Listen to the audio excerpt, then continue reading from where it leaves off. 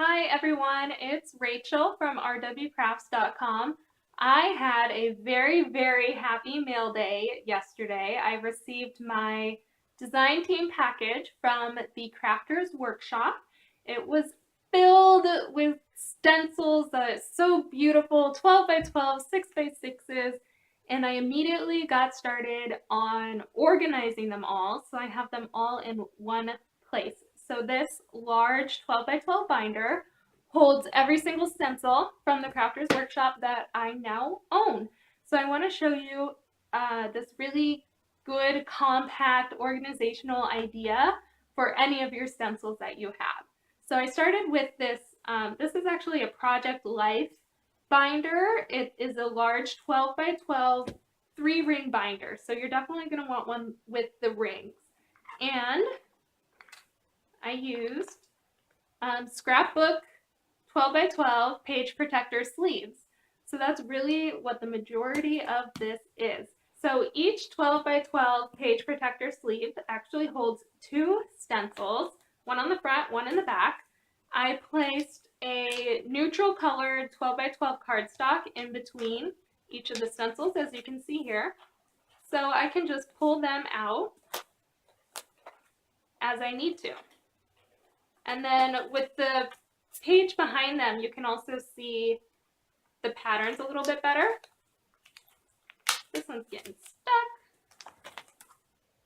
There we go. So you can see I have done that with every single one of my 12 by 12 stencils. I love the darker colored cardstock because then you can really see the patterns. So here's all my 12 by 12s. And again, this is with 12 by 12 scrapbook page protector sleeves. For all of my sleeves, I'm using ones from the brand We Are Memory Keepers. I find that they are much thicker quality, which is good for this, since I will be pulling things in and out quite a bit. So the thicker quality will last a lot better for durability reasons. So, flip through all my beautiful 12 by 12 stencils. I can't wait to play with them. These are ones that I've used recently. And I put them in order from newest to oldest. So the newest releases are in the front, and then the oldest one I have is in the back. So then I added a divider, which starts out my 6 by 6 stencils. So for this one here, this is also from We Are Memory Keepers. It's a page protector made for Project Life type pocket scrapbooking. And you can see it's divided into 4. So one of these pages actually fits 8 6 by 6 stencils, which is really nice. So this one page here has 8. And then you flip it in the back and you see the ones in the back. And I also cut out 6 by 6 pieces of cardstock to put in the middle, just as the same as I did with the 12 by 12s. So here's my 6 by 6s. And I ran out of the 6 by 6 page protectors, the square page protectors. I did not want to buy more because I have too many scrapbook sleeves, so I did not need more in the house. So what I actually did is I created my own out of the basic 12 by 12 sleeves. So this is a normal 12 by 12 sleeve. I measured it with my T ruler, and I actually sewed the square pockets into my page protector. See if you can see the stitching here. And the cardstock background is sewed into it as well. So I didn't have to cut up each individual piece of cardstock. I just slipped in a 12 by 12 page, and then it's sewed right in. It's not moving, it's not going anywhere. And then once everything was sewed together, I took my Fiskars craft knife and really carefully just did a cut along the bottom here underneath the sewing. So that turned it into pockets.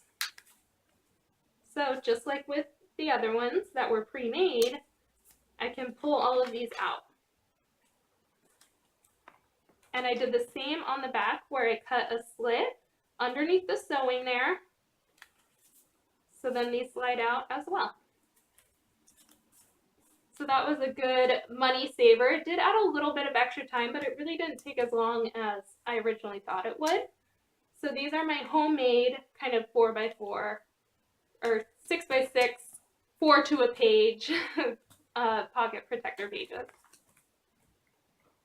So all of these ones you can see the stitching. I did it myself with I used my Genome Sew Mini sewing machine. And these ones are also all stitched. Same thing on every single one, it's exactly the same. I cut the slit under the sewing. So that one is left to fill. I have 4 empty spaces, so I will have to get more, of course. The last one, I added another divider, and this is the new masks from the Crafters Workshop. Depending on the designer of them, they're called bits or fragments. I believe there's another name, I can't quite remember, but they are essentially all masks. So this is also a photo pocket sleeve from We Are Memory Keepers. You can see it's in like an Instagram style, so it's 4x4. And I actually had 2 of these, which was the perfect amount for the number of little bits that I had.